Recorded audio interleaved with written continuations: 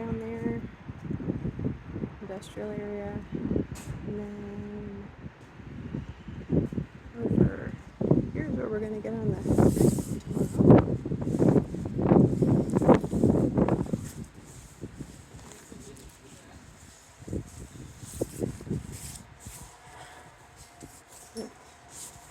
There's the warehouse district, all those brick buildings. That's where we're going to go later to the miniature wonderland.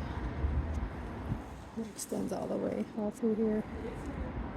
They say it's the biggest warehouse district in the world.